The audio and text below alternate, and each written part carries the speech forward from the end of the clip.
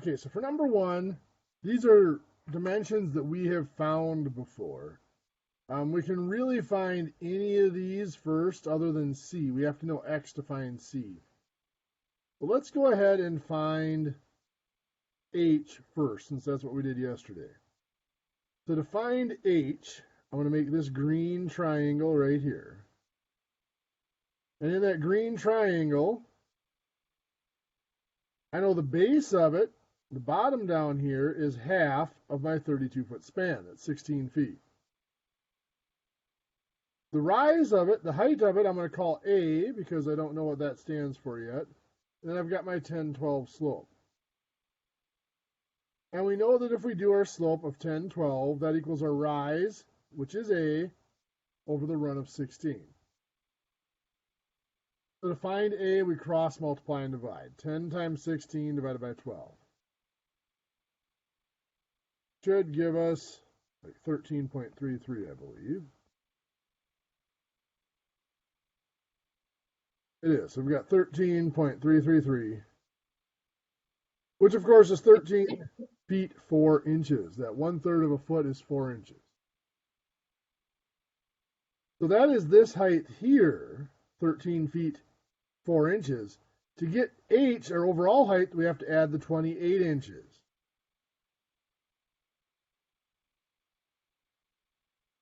"28 inches is, of course, 2 feet and 4 inches. So when we add that, we get 15 feet, 8 inches is our height. So we found our full height. That was using that green triangle. Next, I'm going to look at a little bit smaller triangle. That's going to be this one down here in purple.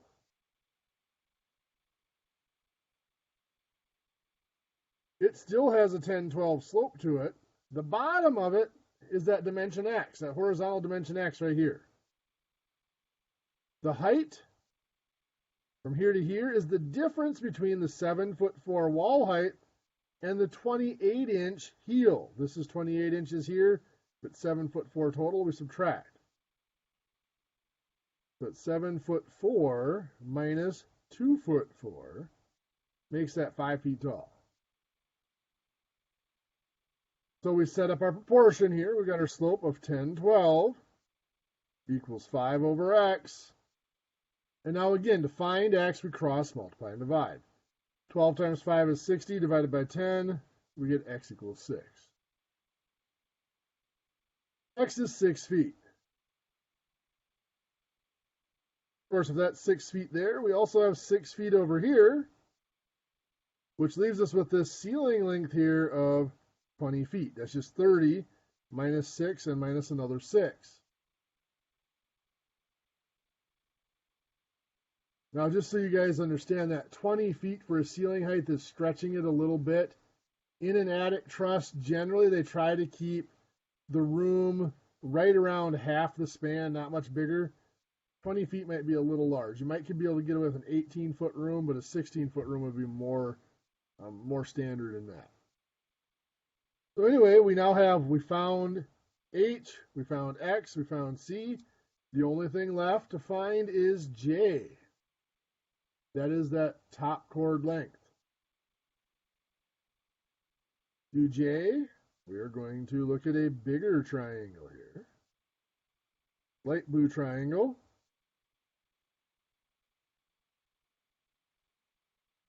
Which is still a 10-12 slope. The base of it, however, is the 16 that we had from the green triangle plus the 2-foot overhang, so 18 feet. We can find the height of it now. Using our slope, we have 10 over 12 equals, I'll call this y or b, it doesn't matter. We'll call it y over 18. And to find y, we cross multiply and divide. 10 times 18 divided by 12. And we get that y must be 15 feet.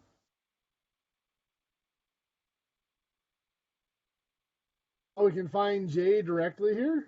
That top chord length is going to be the square root of 15 squared plus 18 squared.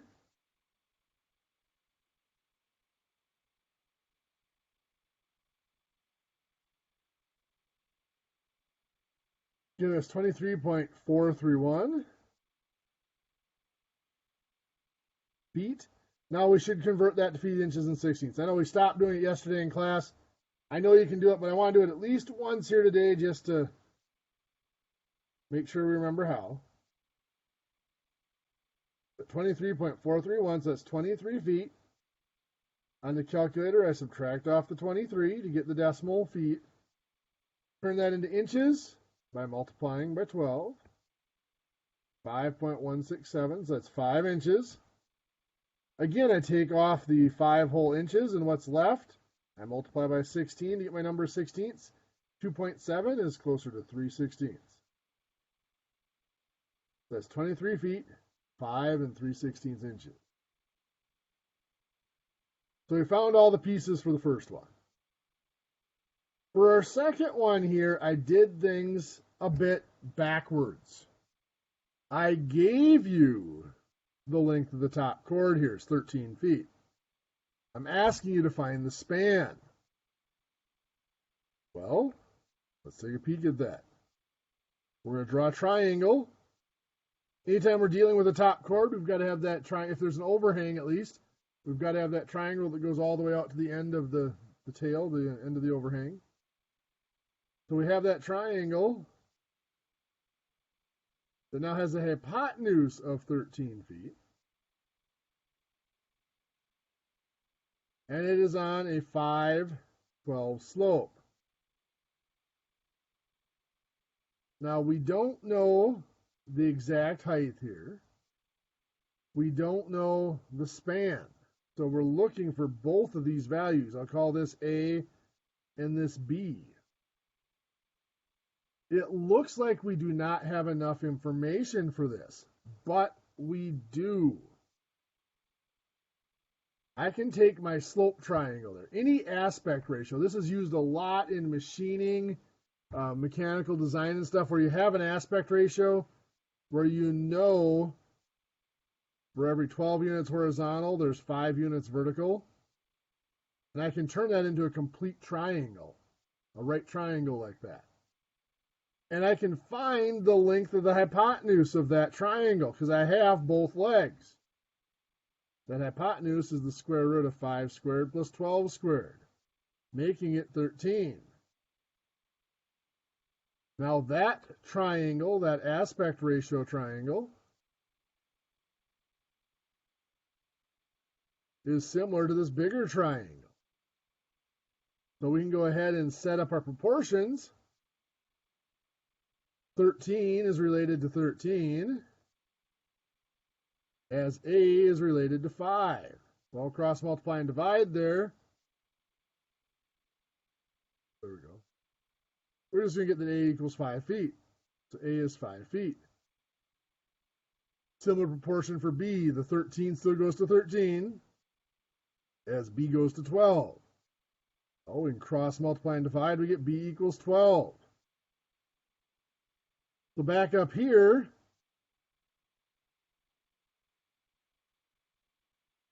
$12 is all the way out here. 5 feet really doesn't tell us much about the truss because we don't know really where that comes into that 8-inch heel height. But it does tell us that 12 feet down here, if I subtract 2 feet, gives me that this is 10 feet. And my span, therefore, has to be double that, or 20 feet. So it gives us the span, 20 feet. That's all we were asked to find here. We could have gone back and found the... So if we were missing heel height or anything like that, we could go back and find it by going now that we know the span, we could put in this smaller triangle that cuts off the tail, and we could work with that. But we were given everything else in this case.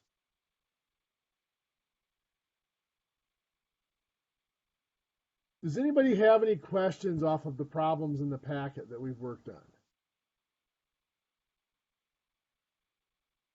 Okay.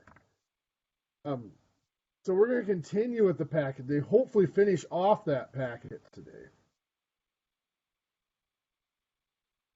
And as I promised yesterday, we're going to look at systems of equations for finding missing pieces of those trusses, of those roofs.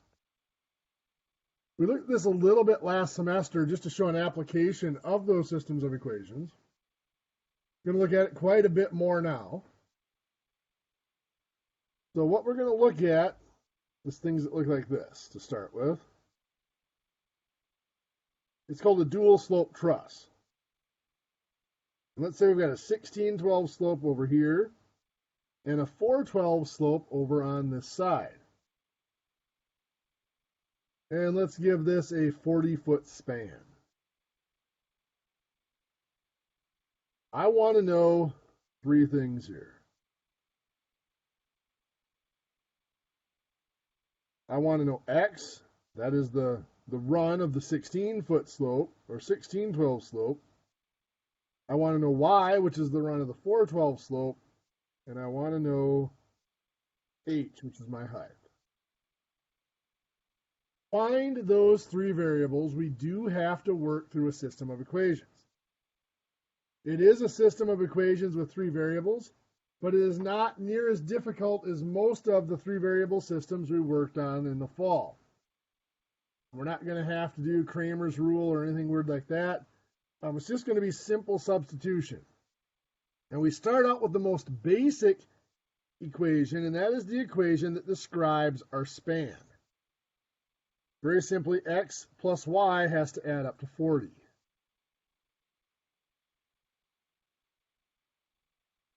Now we're going to use the slopes and that height to define x and y in terms of the variable h.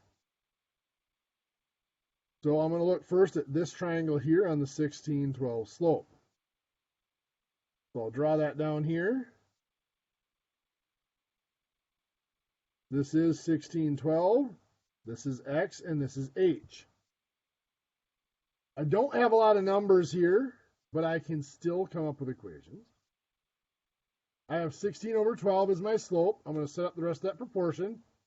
H is the rise and x is the run. Now, we've been doing cross, multiply, and divide to solve our proportions because we've only been missing one number, one piece in the proportion. Here we're missing two pieces. And when we do that, we can't do that shortcut of cross, multiply, and divide. What we have to do is just strictly cross multiply. So that means we multiply each diagonal. So 12 times h is 12h. 16 times x is 16x. Those two have to be equal to each other. Now I am going to solve this for x. The reason I'm going to do that is so I can replace x in this original equation up here.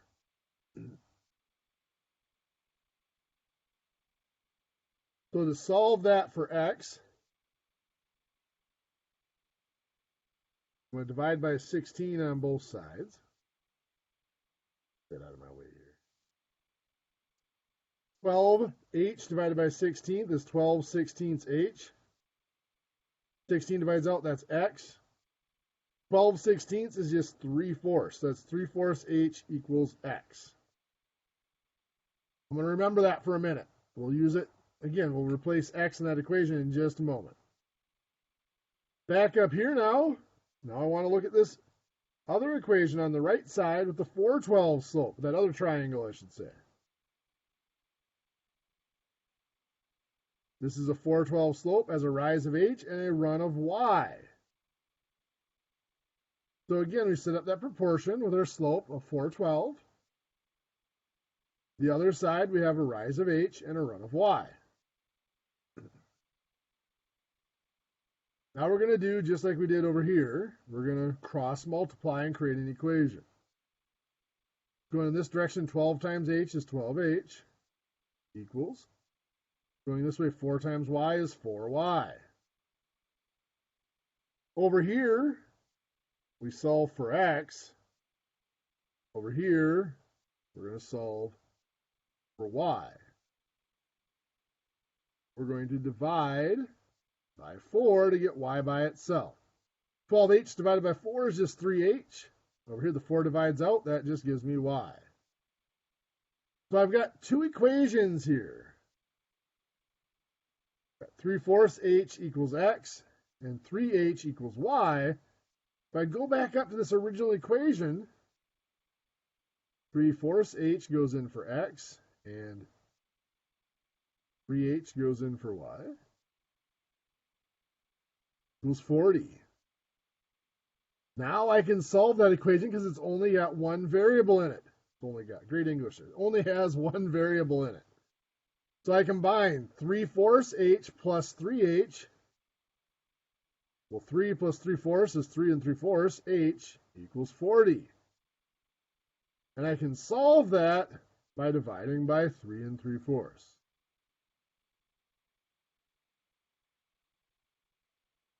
So 40 divided by 3 3/4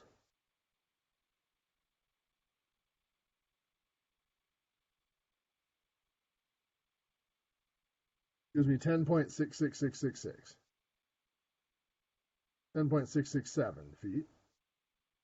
That means my height here is 10 feet. 0.667, of course, is 8 inches. So 10 feet, 8 inches. Now I can use that value of h to find x and y. X equals 3/4 h. So 3/4 times 10.667 equals x. If I take that 10.66667 times 3 divided by 4, I get 8 equals x. X up here is 8 feet. You can find y. 3 times h, so 3 times 10.667 equals y. All that is going to be 32 feet. Equals y. Put 32 feet up here. And to double check, 8 plus 32 does give me 40 for my overall span. So that works out. That is not horrible. Let's do another example just to get you guys in the groove of that. You'll notice because of the substitution, this is way simpler than solving a regular set of a system of equations because we don't have all that substitution and stuff. The numbers work out much neater in many real-life applications like this.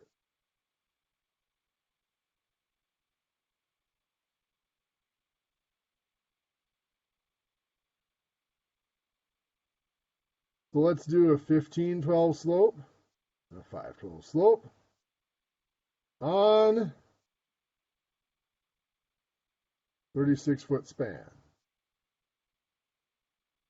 So again, I'm going to find h, x, and y. And once again, I start out with the equation that describes my span. X plus y equals 36. And from there, we look at the triangles formed. Let's make a triangle on the left side here. That is for the span of x and the height of h. The rise of h, run of x. This is on a 5/12 slope. So 5/12 equals h over x. That's just using our slope proportion there. And again, we'll cross multiply. 12 times h is 12h equals 5 times x is 5x. And again, we solve for whatever variable is not h. So here it's going to be x that we're going to solve for. We divide by 5 to get 2.4h equals x. Or x equals 2.4h. Let's go back up here and we'll look at the triangle on the other side here, this blue triangle. That has a rise of h and a run of y on a 15/12 slope. 15/12 equals h over y. And now we'll do the same cross multiplying. 12 times h is 12h equals 15 times y is 15y. Again, we solve for whatever variable is not h. So here it's going to be the y. 12 divided by 15, what is that, 0.4? Or 0.8, sorry. 0.8h equals y. Been one of those mornings, I'm going to double check that. Yeah, that's right. So now we can go back up to our original equation here. X is 2.4h plus y is 0.8h equals 36. We can combine those. 2.4h plus 0.8h is 3.2h equals 36. And then, of course, we will divide by 3.2. So 36 divided by 3.2 gives us 11.25. H equals 11.25 feet. Of course, 0.25 feet is 3 inches. So H equals 11 foot 3 inches. First, to find X and Y, we're going to use the 11.25. We'll go down here. 2.4H is equal to X. So 2.4 times 11.25 equals X. Giving us 27 feet for X. This is 27 feet. Now we could find Y by subtracting here, but I prefer to find it from the formula and then leave the subtraction to double check our answer. So 0.8H is going to be 0.8 times 11.25 equals Y. And that, I believe, is going to be 9 feet. Let me check it. It is 9 feet equals Y. Oh, Y is 9 feet. And they do add up.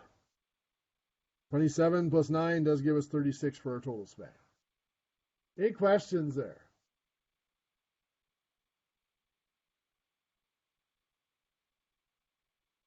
Now that equation, that type of problem, can get considerably more complicated.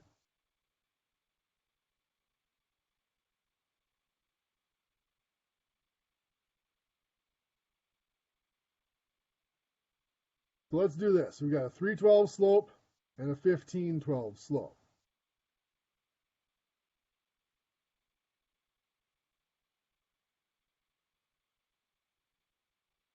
We're going to go with a 32-foot span. This here is going to be a 30-inch heel height. It's going to be a 6-inch heel height.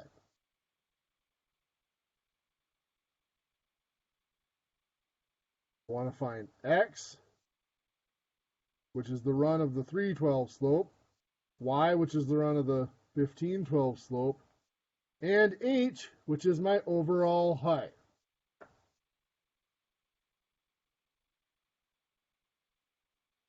This one is considerably more complicated. For those of you that have struggled a little bit with these first two examples, I'm going to just tell you this up front. If this appeared on a quiz or a test, this would be an extra credit question. So, if all you want to be able to do is these regular dual slope trusses like these up here, and you struggle a little with them, feel free to tune me out for this problem and not confuse yourself. If you're doing okay with those, this is just the next step. But like I said, this, if it appeared on a quiz or test, it would be an extra credit question. So you don't have to be able to do this, is what I'm saying. So anyway, here, we're going to start out with our equation to describe our span. Again, X plus Y still equals 32. It's now when we go to do our slope triangles that things get different. We'll start out with the triangle over here to describe the 312 slope.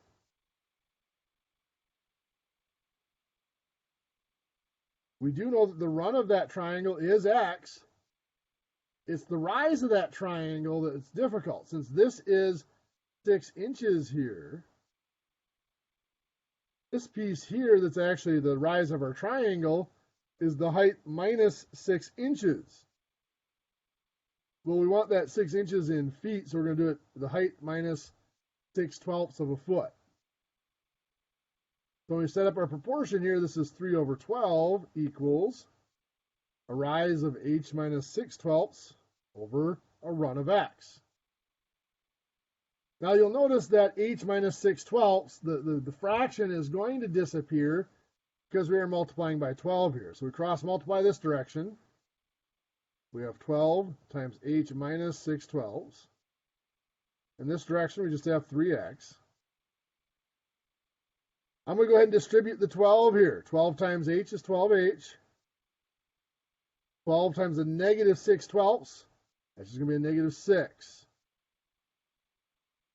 Equals 3x. And now I can solve for x. Remember, we solve for whatever variable is not h. So I'm going to solve for x by dividing by 3 to get x alone. Remember, when we multiply or divide an equation, every piece, every digit has to be multiplied or divided. So 12h gets divided by 3 to make 4h. Negative 6 divides by 3 to make negative 2. And over here, the 3's cancel out. We have x. So 4h minus 2 equals x. Let's look at the other side now. This is the 15/12 slope over here. That triangle. So let me give myself a little more room. Y is the run, and it is a 15/12 slope. It's the rise that's going to be different. H is all the way, but this is 30 inches. So this piece here is h minus the 30 inches. But again, I want that 30 inches in feet, so it's going to be 30/12. So I'll set this up. 15/12 is my slope. The rest of my proportion is a rise of h minus 30/12 and a run of y. So once again, we multiply here, cross multiply. So here we've got 12 times h minus 30/12 equals, in this direction, I've got 15 times y. So we will distribute the 12 here. 12 times h is 12h. 12 times a negative 30/12, so the 12 just cancel out, that's just negative 30, equals 15y. And I'm going to divide by the 15 to get y by itself. Remember, we solve for whatever variable is in that equation that's not y. So 12 divided by 15 is 0.8h. Negative 30 divided by 15 is negative 2 equals, the 15's cancel out, that is y. So up here, x is 4h minus 2. Oops, was there a question?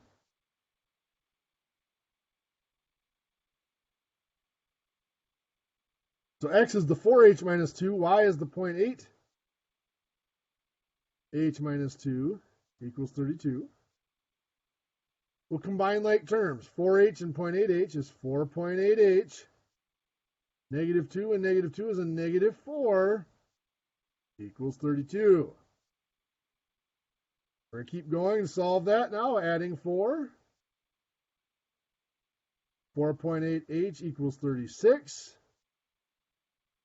We divide by 4.8. H equals 36 divided by 4.8. We get 7.5 feet. So H, 7 feet 6 inches, 7.5 feet. Find X. Substitute in here.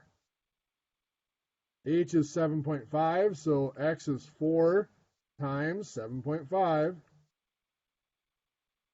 minus 2.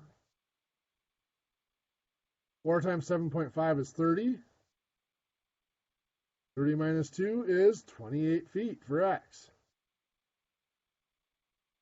X is 28 feet. For Y, it's H is still 7.5, so it's 0.8 times 7.5 minus 2. Well, 0.8 times 7.5 is 6. 6 minus 2 is 4 equals h. Or equals y, sorry. So 4 equals y. We come up here. Y is 4 feet. And once again, we double check. 28 and 4 does add up to our 32 over total span. Now, I realize that is considerably more difficult than the other previous two examples. So like I said, if that confuses you, let that go. Just worry about those first two examples. This one here would be considered extra credit.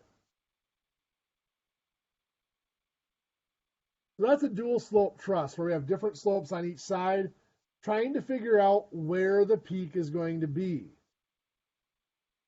Our next adventure here is going to be what's called a porch truss. Where the porch truss comes from is it's typical to have a home with a simple common slope or ranch style home, single slope, and to add a porch on either all or part of one side of it, where that porch comes out a certain distance, to put a roof over that porch.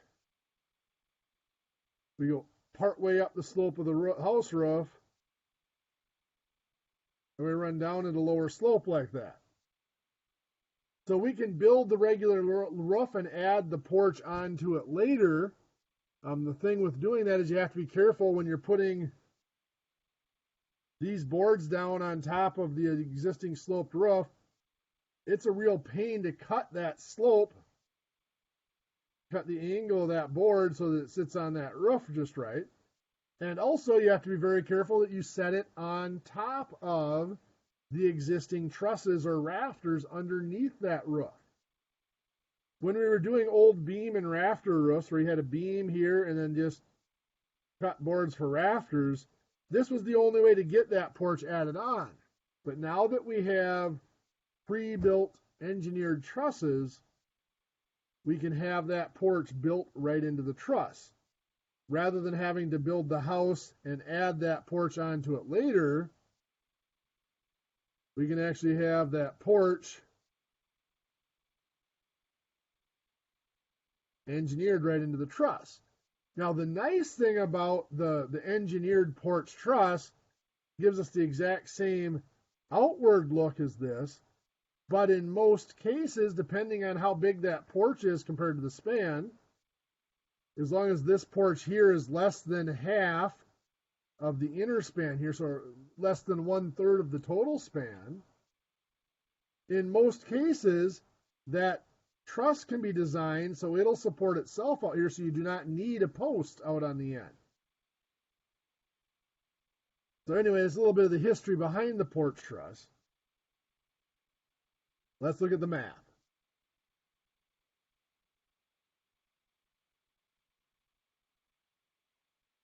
So let's say that we've got a porch truss here.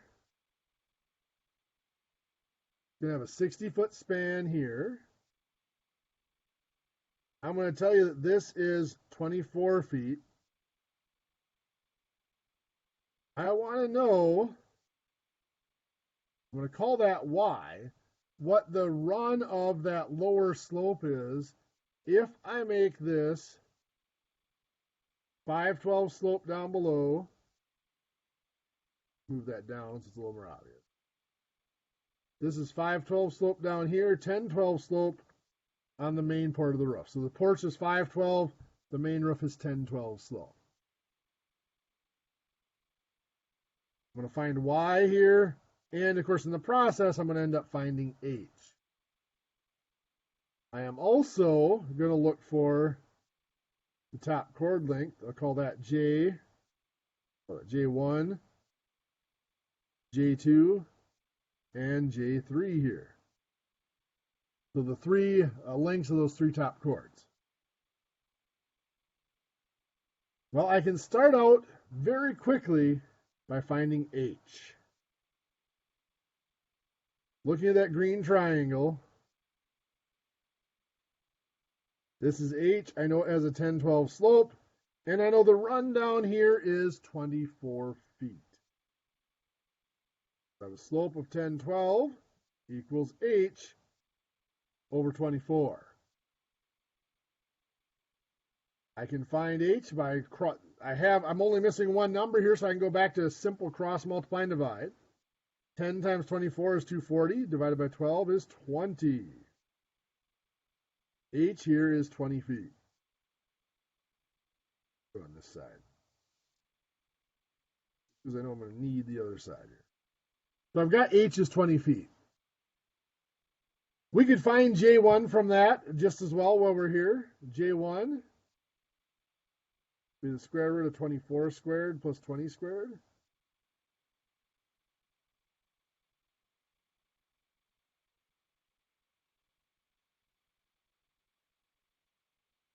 Giving us 31.241 feet. Just like yesterday, I'm going to trust that you can turn that into feet, inches, and sixteenths.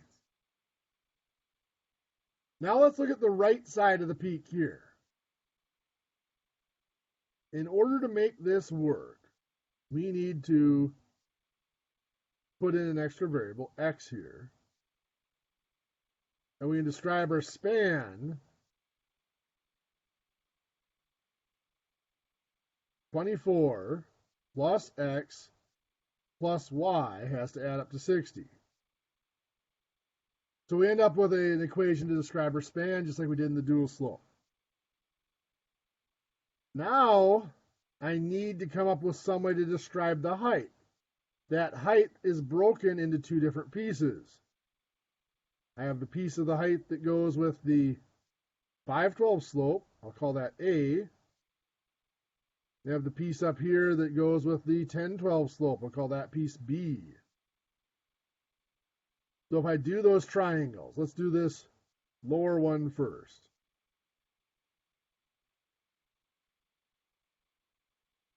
I know this is a 5/12 slope. This is A is my rise, Y is my run. So I've got 5 over 12 equals A over Y. I cross multiply. I'm missing two numbers here, so I have to do the full cross multiplication. A times 12 is 12A. 5 times y is 5y. Now I'm going to solve this for y. Dividing by 5 gives me 2.4a equals y. So we're going to be replacing y up in that first span equation with 2.4a. Next, I have this triangle in here, where we have B and X is the run, and this is a 10/12 slope. 10 over 12 is my slope. The rest of that proportion, there's a rise of B over a run of X. And we cross multiply again to solve. B times 12 is 12B equals 10 times X. In this one, we're going to solve for X. We'll divide by 10. 12b divided by 10 is 1.2b equals x. So we've got 2.4a and 1.2b. So first thing I'm going to do here before I substitute in is I'm going to subtract 24 from both sides. Give me x plus y equals 36. That makes it a little bit easier to work with. Next, I know that 1.2b equals x.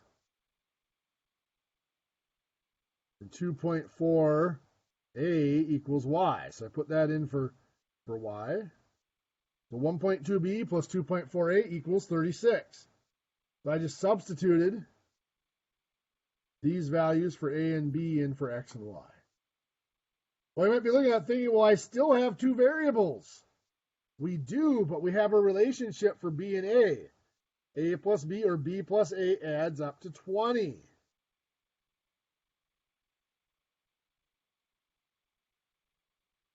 Now this is a full-blown system of equations, just like the ones we solved last semester. We can use any of our methods to solve this. I am going to go ahead and just solve by substitution. I'm going to subtract a from both sides here. Get that b equals 20 minus a. So now I'm going to substitute that back into this equation for b. So 1.2b becomes 1.2 times 20 minus a plus 2.4a equals 36. So 1.2 times 20 minus a plus 2.4a equals 36. We're down to one variable, so we can solve this. Distribute the 1.2. 1.2 times 20, that's 24. 1.2 times negative a is a negative 1.2a. The 2.4a is outside the parentheses, so it does not get multiplied. I can still combine here on the left side, however, the negative 1.2a and the positive 2.4. So the 24 is still there, that doesn't change. But negative 1.2 and positive 2.4 is a positive 1.2a equals 36. So now we've combined everything we can combine. We're ready to solve. Subtract 24. 1.2a equals 12. And we divide by 1.2. A equals 10. A equals 10, so we can come up here. We know that A equals 10. Now we can do substitution. We know that A plus B equals 20. If A is 10, B has to be 10. Just 20 minus 10 leaves us with 10. Now we know that both A and B are 10. We can come down here and find y 2.4 times A. So 2.4 times 10 is y. That's 24 feet equals y. 1.2b, well, b is also 10, so that's 1.2 times 10 equals x. 1.2 times 10 is 12 equals x. Didn't really need x, but it's 12 feet. Y is 24 feet. And if we double check, 24 plus 12 plus 24 does add up to 60. Again, those are definitely a little more complex than the dual slope because we actually have to solve a full system of equations here to solve that. Substitution doesn't just eliminate everything like it does in the dual slope equation. Okay, so now another common practice.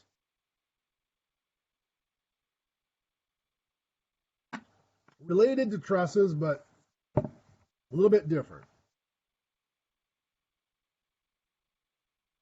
When building a house, this is going to be a top view here.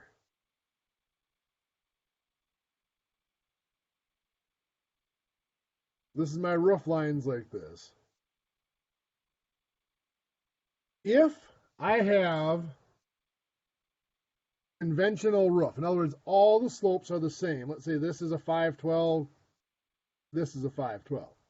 All my slopes are 512. When I do my overhangs, let's say it's a 2-foot overhang here, a 1-foot lookout.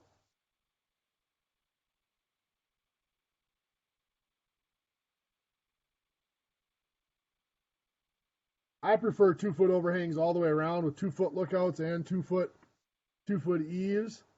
Standard in the industry is to do a 1-foot lookout on the gable end. The reason for that is not appearance, it's structural. If you go more than 1 foot on the lookout, then you have to have a drop-topped gable so that you can run that brace back to the second truss. But anyway, it doesn't really affect what we're discussing here. You have that overhang all the way around. If you have the same slope,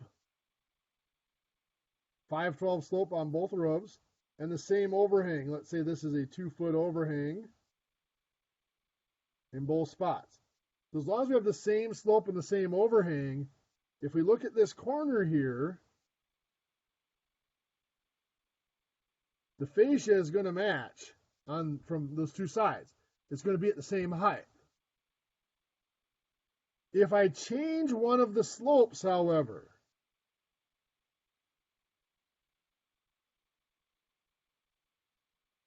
let's say I want to match peaks. So I like that appearance of the peaks matching.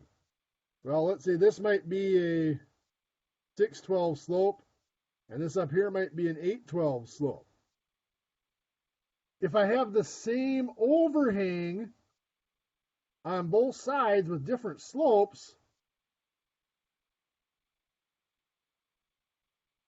this is not going to match up here in the valley where those two fascias meet. What do I mean? Well, the side with the 612 slope is going to drop down 2 foot overhang. If they're both 2 foot overhang, let's label that. It's going to drop down 12 inches from my heel height. Well, on the 812 slope, going out 2 foot, it's going to drop down 16 inches from my heel height. There's going to be a 4-inch difference in the height of the fascia if we get out there. So there are 3 ways to adjust the height of a fascia. Now in this situation, there would only be 2 ways to adjust it. One of them would be pretty complex. If you need to match peaks, trying to adjust the heel height changes your slope. So here, the best way to match these fascias would be to just adjust the overhang. You make this overhang a little bit shorter so that you make up for that 4-inch drop. Let me show you what I mean. So what we're going to do is we're going to look at these from the side. There's my wall. There's the end of my truss coming in, setting on top of that wall. Notice it's just a wire frame.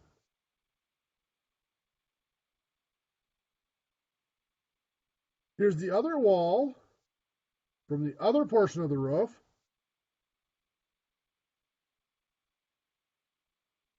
Here's that truss sitting on the edge of that wall. Now, what we want to look for here is what we call points of same elevation, or stationary points, constant points. We know that if the walls in the house are the same height all the way around, we know that those 2 points right there are at the same elevation. So we're going to keep those. We know that that point is the same elevation. I'm going to label that 0 elevation. Let's say that we're going to use standard trusses, standard heel trusses. So this is a 612 slope. This is an 812 slope. This is going to be 6 and 3/16. Actually, sorry, 6 and 3/8 be what I put in there for 612. This will be type A heel, so the energy heel. 812 is going to be 6 and 9/16 inches heel. What we want to know is if we keep this overhang here at 2 feet. What does this overhang here have to be in order to match those tails up? So I'm going to be cutting off the bottom of this tail so that they match up. So I'm going to find that new overhang. This won't be the overhang. The overhang is actually going to come to wherever we cut that off.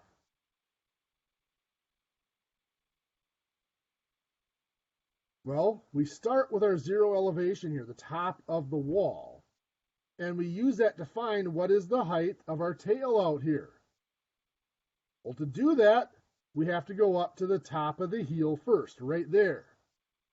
That point is at 6 3/8 inches above the wall. That's our heel height. So I'm going to call that a positive 6 3/8. Now to get down to the end of my tail, if this were a full rafter, by the way, I'm just talking about the point on the top of that out there. So as long as I match up the tops, that's all that really matters.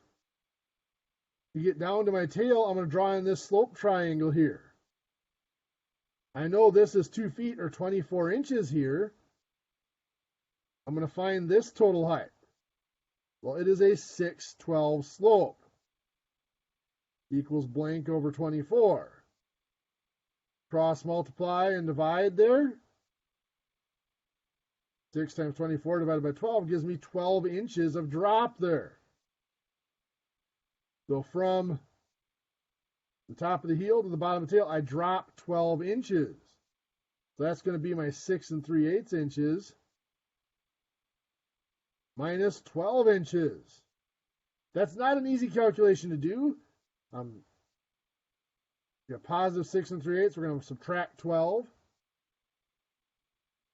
I'm going to flip it around and do 12.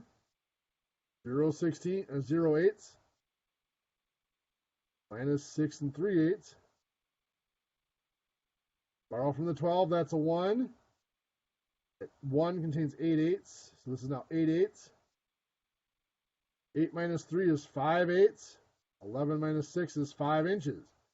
So we are 5 5/8 inches below the wall. So this is a negative 5 5/8 inches is where we're at.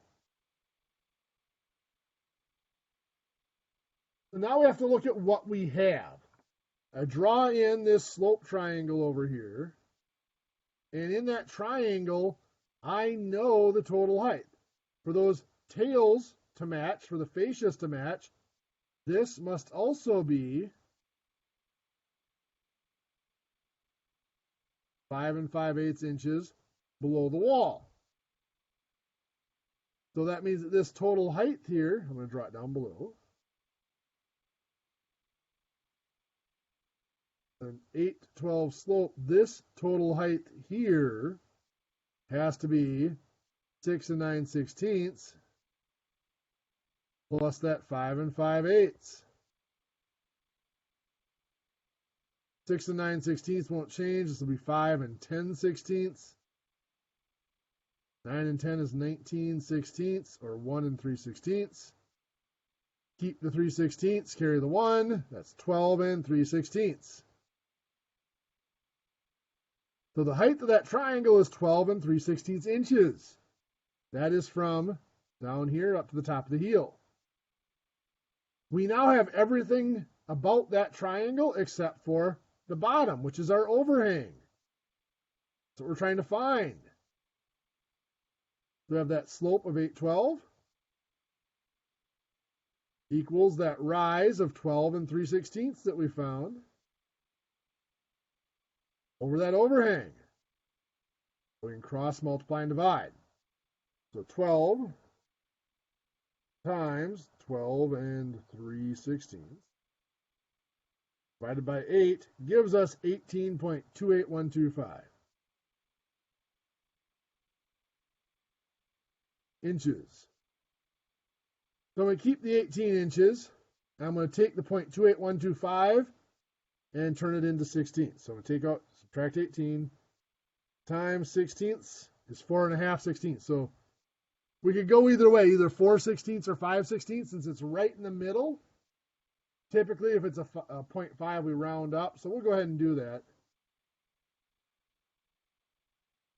So that's telling us is the overhang on this portion of the roof right here, on these two sides, is going to be clipped back. If this is 24 inches or 2 feet, here on the green spots, the yellow portion is only going to have an overhang of 18 5/16 inches, so that the fascias can match up. So that you don't have one fascia up high and the other one down below when they come together. So in that situation where you're trying to match peaks, changing the overhang is really the most practical way to do it. There are two other things we can change. We can change the heel height, which in that case, if we change the heel height, that would have changed the slope because you're keeping the peak at the same spot. If you raise up the heel at the bottom, it's going to lower your slope. Or the other thing we do is we could just flat out change the slope. If we have a heel height that we want and an overhang that we want, we can change the slope to make them match. So let's look at that second option where we change the heel height on one of them.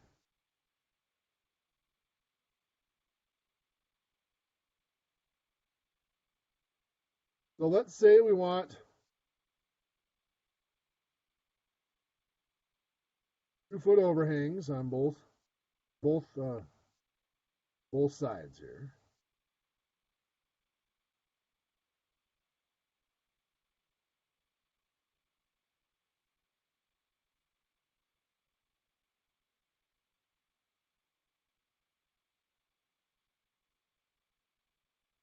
The left side here has a heel height already of 6 1/16 inch on a slope of 412. Over here, we have an 812 slope. But the peaks don't have to match. That's the key. We're not worried about matching peaks on this. It just comes into the roof wherever it comes in. We want the fascias to match. So the fascias are definitely more noticeable than the peaks. We want to find, what does that heel height have to be? So again, we pick a 0 point. We know the top of the wall is the same height if we have the same wall height on both parts of the building. So we're going to pick that to be our 0 point.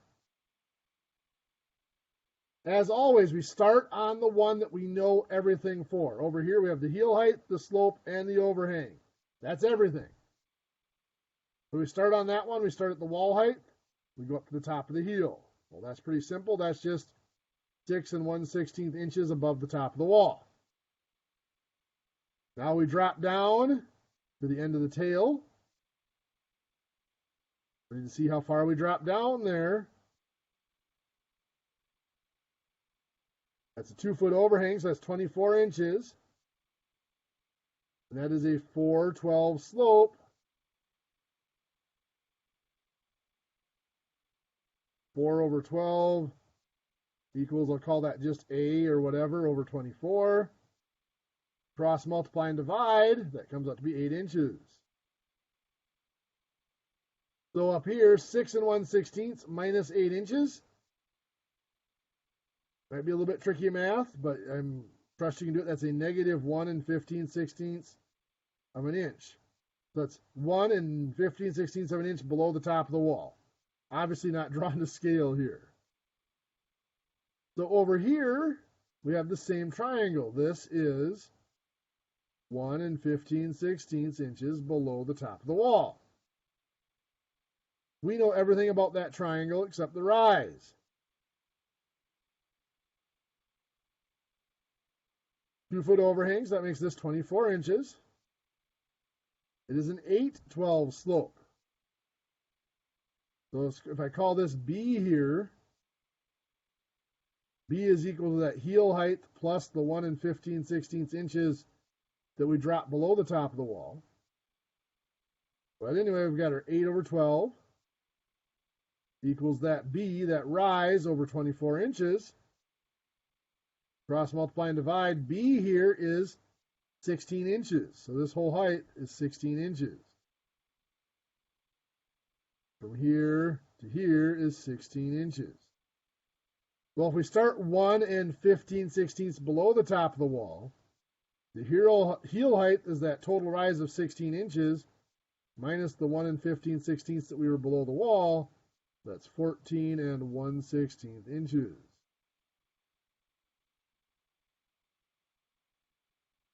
So we have to get that type B or type C heel, I should say there, because it's more than 12 inches.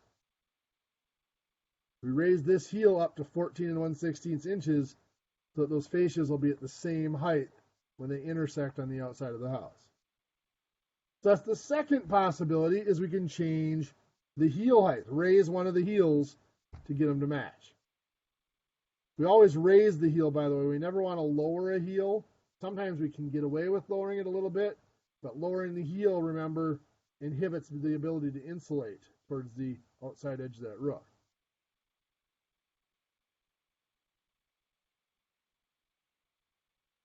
This last situation is very uncommon, but I'll show it to you anyway. So here's a situation where we know we want the same overhang, or we want a certain overhang at least.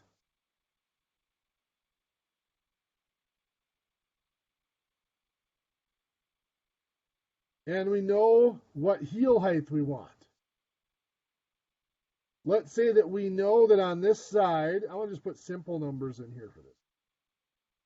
We want an 8-inch heel height. And on this side, we want a 10-inch heel height. We want a 2-foot overhang on both sides. This slope over here is given to be a 6/12 slope. I want to know, I'm going to use P there. They typically use P there, even though it's not a pitch, it's a slope. So we'll use P to represent the slope on that roof. But once again, we know that the top of the wall should be at the same height for both places. That's our 0 point. We work on the side that we have everything for. Over on the left side, we have the slope, the heel, and the overhang. So we'll start on the left. We go up to the top of that heel, which is 8 inches. So we're 8 inches above the top of the wall. Next, we need to know what we're going to drop here on our slope out in that overhang. The 2 feet becomes 24 inches. And this is a 6/12 slope. So 6/12 equals blank over 24. We cross multiply and divide, that's 12 inches. That's 12 inches there. So 12 inches of drop here. So that means from our 8, we subtract 12. Gives us the negative 4 inches here. We're 4 inches below the top of the wall. Which means on the other side, we're also 4 inches below the top of the wall. So that triangle there, we have a 2-foot overhang, so that's 24 inches. Over here, we had a 10-inch heel and 4 inches below the wall is the total rise there of 14 inches. Find that slope. P over 12 equals a rise of 14 inches over a run of 24. We cross multiply. 12 times 14 divided by 24 gives us P is 7. That's telling us this is a 7/12 slope to match up those fascias.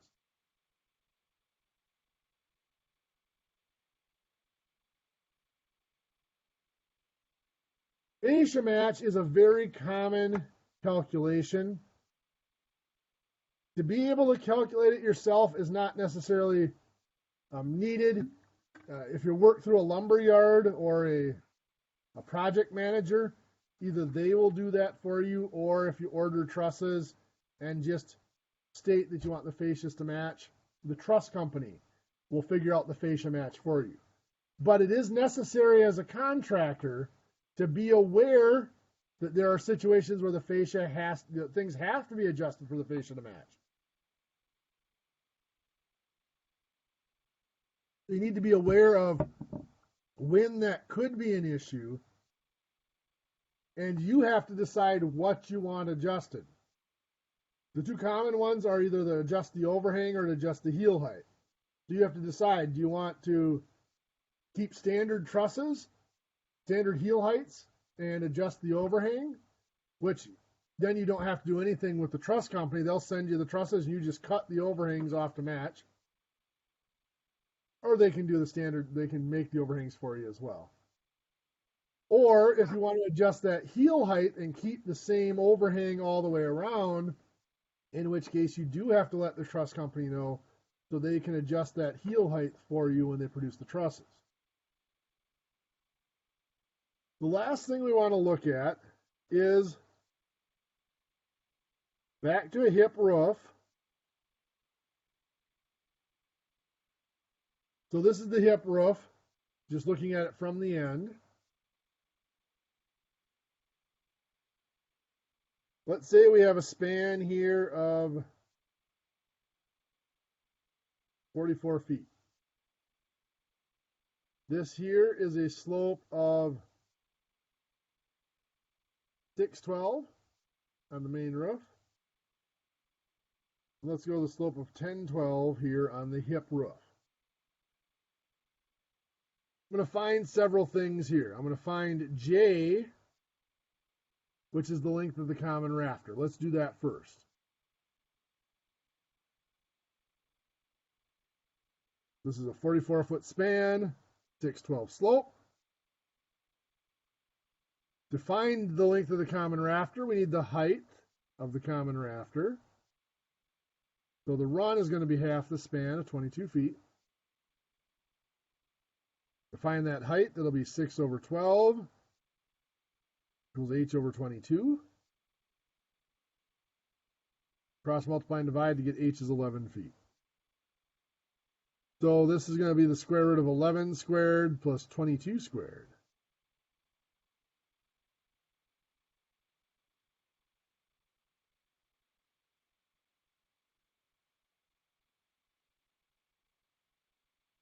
Gives us 24.597 feet. Now again, I am going to trust that you can turn that into feet, inches, and sixteenths. For the sake of time here, I'm just going to leave it. Next, let's say I ask you to find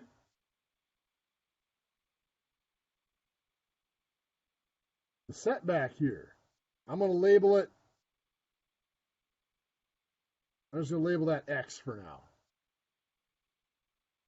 So to find that setback, I'm going to actually look at the hip end slope here. And what I'm going to do is I'm going to pick that up and I'm actually going to look at it from the side. So this piece here is actually this piece here. This down here is my set. Oops, gotta change color here. This is my setback.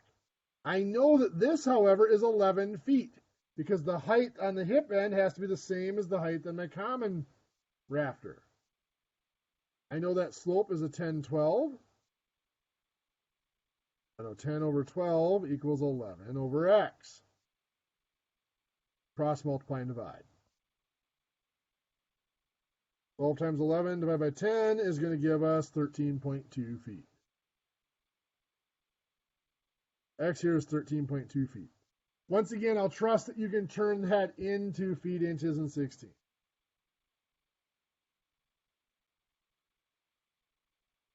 So then, we need to find, I'm just going to label a bunch of things I want you to find. I'll find Z here, which is that rafter we just found. Let's find that right away since we're right here. That's just this. That's going to be the square root of the 13.2 squared plus the 11 squared.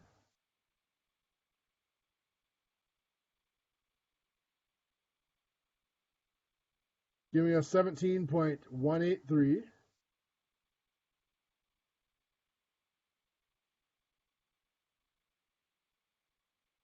Other things I'm going to want to find R, which is the hip rafter there, the corner rafter.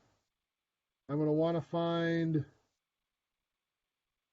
Y here, which is going to be at a distance of, well, let's go 8 feet from the end. And I'm going to want to find, we'll call this M here. And the key is that M intersects the corner rafter in the same spot that Y does. I can find the corner rafter R here. I can actually find it in two ways.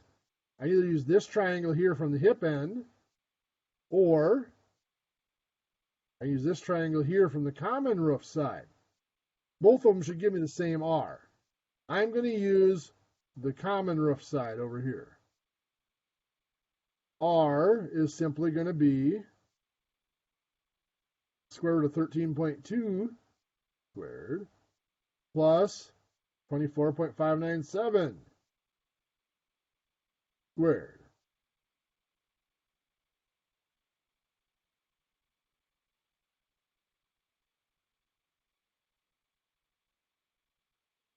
Give me 27.915 for R. So this is 27.915 feet. Again, I trust you can convert that into feet, inches, and 16. To find y, we've done this before when we did our hip calculations. To find y here, I'm actually going to take the bigger triangle, this one up here.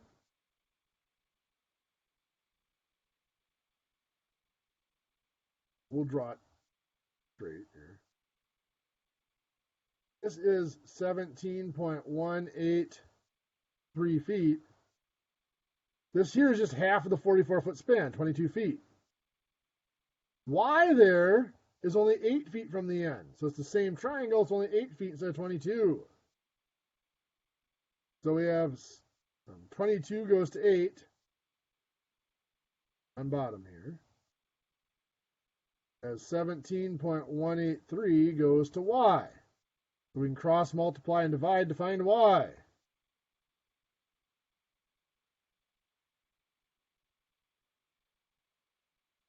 You know, 6.248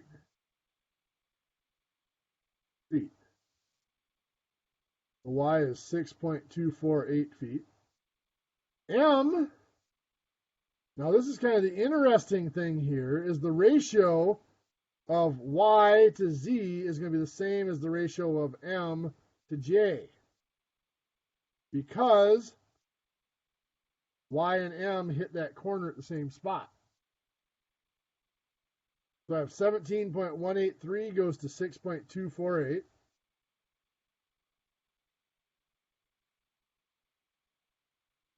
As 24.597 goes to m. I simply cross, multiply, and divide, and I've got m.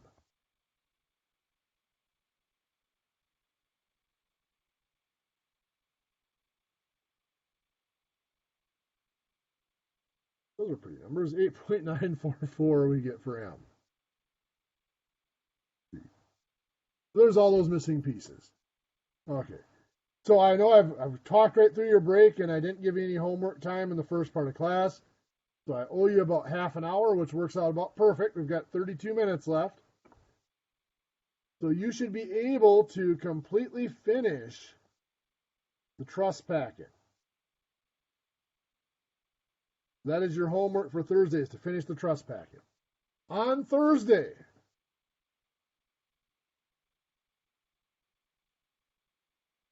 there will be a quiz on the trusses. We will discuss our last topic for Unit 1, which is going to be variation. And that means next week will be our Unit 1 test. I don't want to sit in class all day Monday doing a test. So what we will do Monday is we'll take about a half an hour for you guys to get started on the test. And then I will start Unit 2, start lecturing on Unit 2. I will give you time on Tuesday then when we're on the network. If you need more time to work on the test, I'll try to end class short on Tuesday.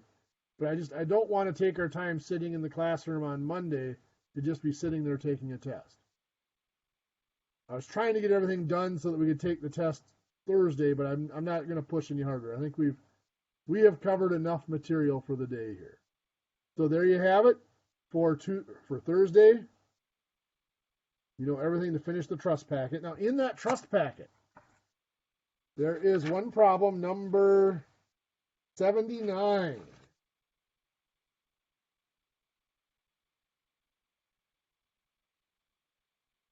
Is extra credit.